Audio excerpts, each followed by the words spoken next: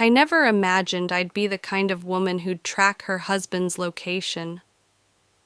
Honestly, I used to roll my eyes when I'd hear other wives talking about checking their partner's phone or stalking them online. That wasn't me. Or at least I thought it wasn't. My name is Emma, and until a few months ago, I believed I was living the perfect life. Married to a man who loved me, in a home we built together, dreaming about a future that felt so secure. His name was Daniel, and to everyone around us, we were that couple, the one others secretly envied. We laughed, we traveled, we posted cute pictures on Instagram with captions like, "My forever person." But as I learned later, forever can have an expiration date, especially when lies start creeping in. It all began so subtly that I almost missed it. Daniel started working later than usual. He was a financial consultant. Long hours weren't new to him. But something about his tone started to change. Before, he used to text me during the day. Little things like, "Miss you," or "Let's grab sushi tonight." But then, those messages got shorter. Sometimes they didn't come at all. And when I'd call, he'd sound distracted, like he was half listening. At first, I brushed it off. We were adults. Work gets busy. But there was one night that still sticks in my mind. The night everything shifted from normal to off. It was a Thursday evening. I remember because Thursdays used to be our date night. I'd finished cooking his favorite, creamy mushroom pasta, when he walked in, phone pressed to his ear. "Hey babe," I said, smiling, "dinner's ready." He held up a finger. 1 minute. I waited and waited. After almost 10 minutes, he hung up and sighed like the world was on his shoulders. "Sorry, Em. It's been crazy at work. The new client is a nightmare. I might need to go out with the team tomorrow night. Big business dinner." Something inside me sank, not because of the dinner, but because of how rehearsed it sounded. I wanted to believe him, but my gut whispered, something's wrong. That night, I couldn't sleep. I kept replaying his tone, his distance, how quickly he turned his phone screen down when a message popped up. I told myself I was overthinking. I told myself he was stressed. But my heart didn't listen. The next day, he left for work early. He kissed me on the forehead, not on the lips, and said, "Don't wait up, okay?" Dinner might run late. The evening started normal. I made myself tea, tried watching Netflix, but every few minutes I'd glance at my phone. No messages. At around 8 p.m., I texted him, "Hope the dinner's going well. Don't forget to eat something." He didn't reply. An hour passed, then 2. At 10:30, a message finally came. "Sorry, phone was in my jacket. It's going great. I'll be late." No emojis, no love you. Just plain, dry words. Something about that text didn't feel like Daniel. He always used emojis. He hated formal-sounding messages. My chest tightened. And then, almost without thinking, I opened our shared Google Maps timeline, the one we both set up when we first got married, just to keep track of each other in emergencies. I hadn't used it in months. My finger hovered over his name. I almost didn't tap it. But curiosity is a dangerous thing. When the map loaded, I expected to see him at the downtown restaurant he'd mentioned once before, the Golden Fork, where his office used to host client dinners. But he wasn't there. My eyes widened. His location pin wasn't even in the city center. It was moving, slowly, in a residential area across town. I zoomed in. It wasn't near any restaurant. It was near a private house. For a full minute, I just stared. Maybe it was wrong. Maybe it hadn't updated. So I refreshed the page. He was still there. still moving slightly, but in the same area. That's when my stomach dropped. I clicked on Street View, a cozy two-story house. Dim porch light, no sign of a restaurant. I told myself, maybe it's a client's home, maybe they're discussing business casually. But then the time hit, 11:45 p.m. Who discusses business in someone's house that late on a Friday night? My hands started shaking. I wanted to call him, but my voice would have betrayed me. So I waited, watching that little blue dot. At 12:30 a.m., it finally moved, back toward our home. My heart was racing so fast, I felt dizzy. When he came home, he smelled faintly of perfume, not mine. He tossed his jacket on the chair and mumbled, "Told you it'd be a late one." I watched him walk past me. No hug, no warmth, straight to the shower. And when I peeked at his jacket, his tie was missing. That night, as I lay beside him, pretending to sleep, I could feel the distance like a wall between us. He fell asleep quickly, but I didn't sleep at all. The next few days were torture. He acted like nothing had changed. He even brought me flowers one evening, lilies, my favorite. But instead of feeling loved, I felt watched, like he was trying to cover something. I started noticing small things. His shirt smelled like a new perfume. He'd take phone calls outside. And once I caught him deleting messages before walking into the house. Every instinct screamed that something was wrong, but my heart didn't want to believe it, because believing it meant my world might crumble. I tried to tell myself, "You're just being paranoid," but the universe has a cruel way of confirming your worst fears. One night, while doing laundry, I accidentally found a receipt in his pants pocket for a boutique jewelry store. I froze. It wasn't my birthday, it wasn't our anniversary, and the date on the receipt? The same night he said he was at the business dinner. The world started spinning.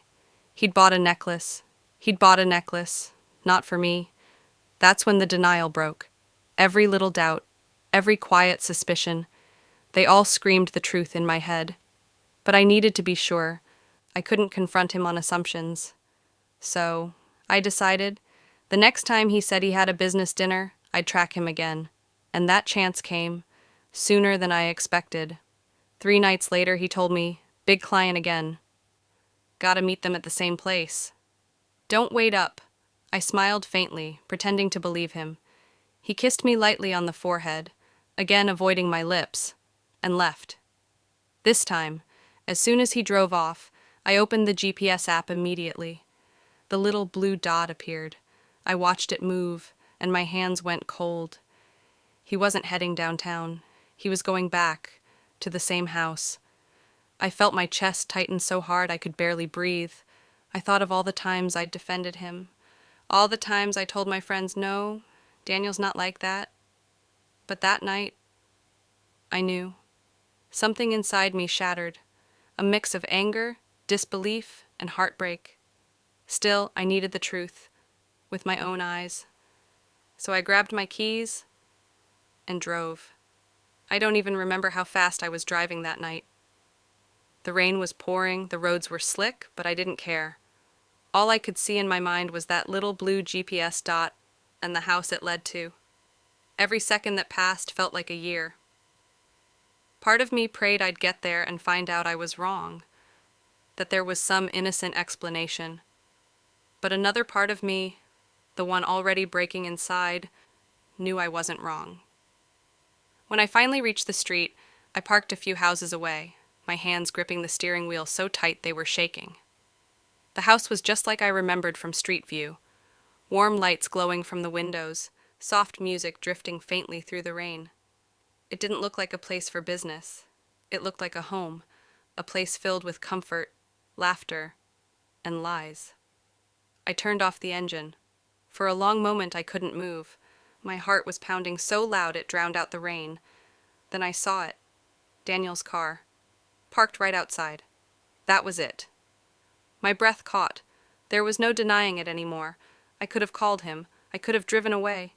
But something deep inside me, a mix of pain and strength I didn't know I had whispered, "You need to see the truth for yourself." So I stepped out of the car, rain soaking my hair, my clothes clinging to my skin, and I walked toward the house. When I reached the front window, the curtains were half open. I shouldn't have looked. I wish I hadn't.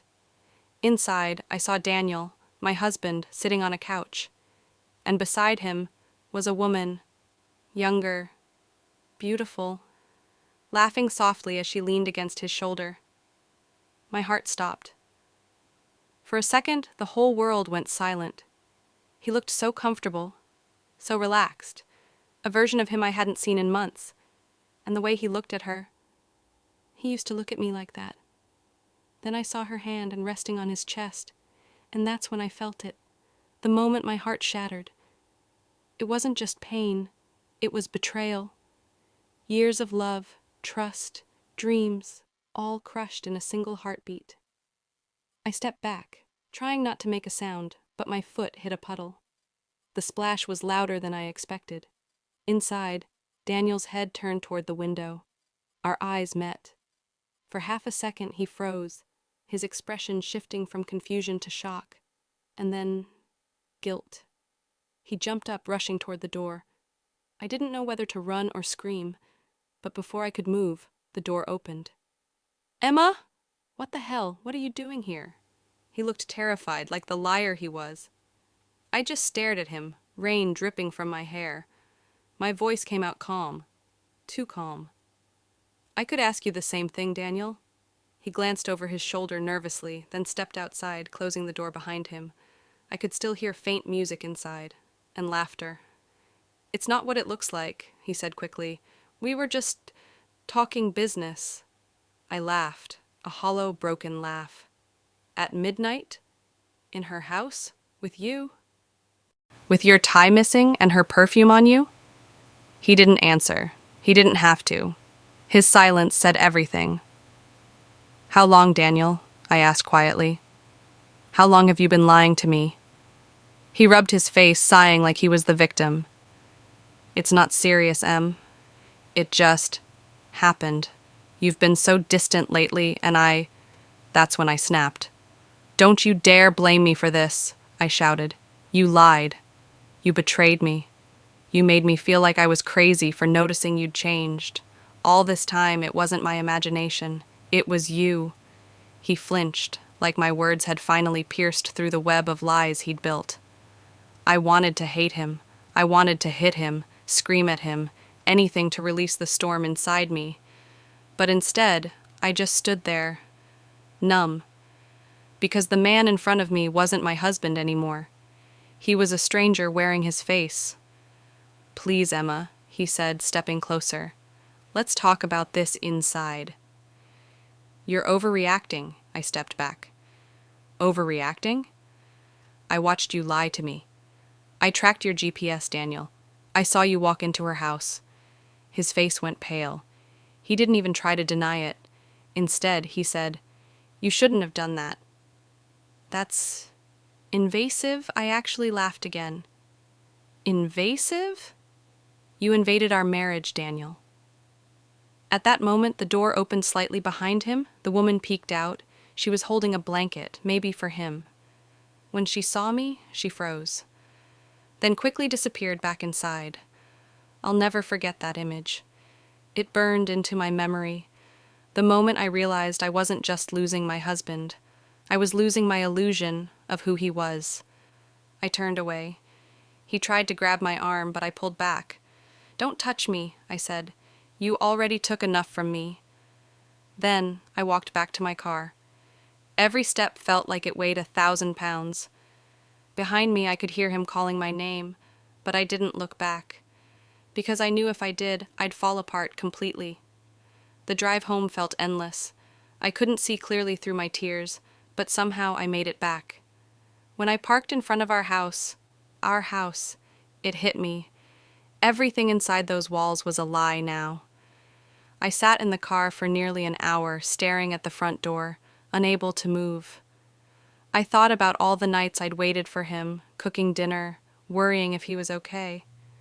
and the whole time he'd been with someone else. When I finally went inside, the silence was deafening.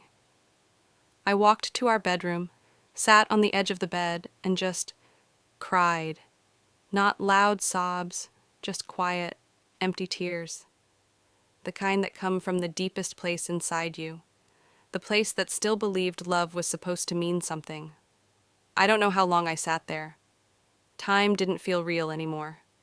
At some point, my phone buzzed. It was a message from him. I'm sorry.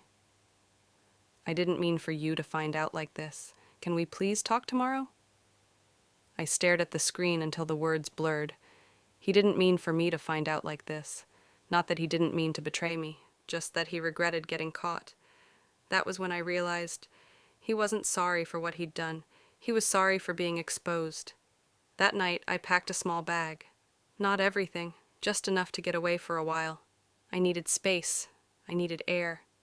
Before leaving, I placed my wedding ring on the kitchen counter. It looked so small under the kitchen light, a simple circle of gold that once meant forever. Now, it meant nothing. As I drove away, dawn was breaking, a soft orange glow spreading over the horizon. I pulled over near the ocean, stepped out of the car, and just breathed. For the first time in months, I wasn't waiting for a message or an excuse. I wasn't checking his location. I was just me, alone, but free. And in that silence, I promised myself one thing. I would never again beg for love from someone who had already chosen someone else. But little did I know, this wasn't the end of my story. Because a week later, when I thought I had seen the worst of him, Daniel showed me just how far a man could go to protect his lies. I didn't go home that day, or the next. I stayed with my sister for a few days, long enough to stop shaking every time my phone buzzed, long enough to think clearly. The first night there, I barely slept. I lay awake, staring at the ceiling, listening to the hum of the city outside. Every sound reminded me of him, the way he'd hum while making coffee, the way his keys jingled when he came home. But the next morning, something changed. I woke up and realized I didn't cry. For the first time in weeks, I felt empty, but calm. It's strange how pain eventually quiets down. At first it's loud and chaotic. It tears through you like a storm. But after a while, it settles into something softer, a quiet understanding, a knowing that you've survived the worst. That afternoon, I decided to go back, not to forgive him, but to end things properly, to close the chapter myself. When I walked into the house, everything looked exactly the same, but it didn't feel the same. The air felt heavier, the walls seemed to echo, even the scent of his cologne felt like a ghost haunting the room. Daniel was sitting on the couch, staring at the floor. When he saw me, his eyes filled with relief and guilt. Emma, thank God. I didn't know if you'd come back. I didn't sit down. I stood by the doorway, calm but cold. We need to talk, I said quietly. He nodded slowly. I know. I've been trying to find the words. He started to speak. Something about being lost, about stress, about how he never meant to hurt me. The usual excuses. I listened, really listened. But all I heard was fear, not regret. Fear of losing comfort, fear of facing the consequences. When he finally stopped, I said, "You didn't lose me because you made a mistake. You lost me because you chose to keep lying even when you had the chance to tell the truth." He looked up, eyes glassy. "I love you, Emma." I just got confused. I shook my head slowly. "No, you loved the version of me that made you feel safe, and when life got too real, you ran to someone who made you feel new." He stood up, voice cracking. "I can fix this. I'll end things with her." For the first time, I smiled. But not out of kindness. It was the kind of smile that comes when you finally stop hoping. You can't fix what you destroyed. Not with promises, not with guilt. We're done, Daniel. That was it. No shouting, no dramatic ending, just silence and closure. When I stepped outside, I took a deep breath. The air felt lighter. For months, I'd been drowning without even realizing it. Now, for the first time, I could breathe again. Over the next few weeks, I started to rebuild myself, piece by piece. I deleted our old photos. I stopped checking his social media. I started journaling, writing everything I never said out loud. At first, every entry ended with tears. But slowly, they started ending with hope. I began therapy. I went back to painting, something I hadn't done in years. And I started saying yes to life again. Coffee with friends, walks at sunset, spontaneous laughter that didn't feel forced. Healing doesn't happen all at once. It's not a straight line. Some days I missed him. Some nights I caught myself reaching for the other side of the bed. But each time I reminded myself, missing someone doesn't mean you want them back. It just means you're human. And being human means learning to let go, even when it hurts. A few months later, I ran into Isabella, the woman. It happened by accident in a small bookstore downtown. I froze when I saw her. She froze too. For a moment, we just stood there, two strangers connected by a wound. Then she said quietly, "You're Emma, aren't you?" I nodded. She looked down. "I didn't know," she said, voice trembling. "He told me you were separated." That afternoon, I decided to go back, not to forgive him, but to end things properly, to close the chapter myself. When I walked into the house, everything looked exactly the same, but it didn't feel the same. The air felt heavier, the walls seemed to echo. Even the scent of his cologne felt like a ghost haunting the room. Daniel was sitting on the couch, staring at the floor. When he saw me, his eyes filled with relief and guilt. "Emma, thank God. I didn't know if you'd come back. I didn't sit down." I stood by the doorway, calm but cold. "We need to talk," I said quietly. He nodded slowly. "I know. I've been trying to find the words." He started to speak, something about being lost, about stress, about how he never meant to hurt me. The usual excuses. I listened, really listened, but all I heard was fear, not regret. Fear of losing comfort, fear of facing the consequences. When he finally stopped, I said, "You didn't lose me because you made a mistake. You lost me because you chose to keep lying even when you had the chance to tell the truth." He looked up, eyes glassy. "I love you, Emma." I just got confused. I shook my head slowly. "No. You loved the version of me that made you feel safe. And when life got too real, you ran to someone who made you feel new." He stood up, voice cracking. "I can fix this. I'll end things with her." For the first time, I smiled, but not out of kindness. It was the kind of smile that comes when you finally stop hoping. You can't fix what you destroyed. Not with promises, not with guilt. We're done, Daniel. That was it. No shouting, no dramatic ending. Just silence and closure. Just silence and closure. When I stepped outside, I took a deep breath. The air felt lighter. For months, I'd been drowning without even realizing it. Now, for the first time, I could breathe again. Over the next few weeks, I started to rebuild myself. Piece by piece, I deleted our old photos. I stopped checking his social media. I started journaling, writing everything I never said out loud. At first, every entry ended with tears, but slowly, they started ending with hope. I began therapy. I went back to painting, something I hadn't done in years, and I started saying yes to life again. Coffee with friends, walks at sunset, spontaneous laughter that didn't feel forced. Healing doesn't happen all at once. It's not a straight line. Some days I missed him. Some nights I caught myself reaching for the other side of the bed. But each time I reminded myself, missing someone doesn't mean you want them back. It just means you're human. And being human means learning to let go, even when it hurts. A few months later, I ran into Isabella, the woman. It happened by accident in a small bookstore downtown. I froze when I saw her. She froze too.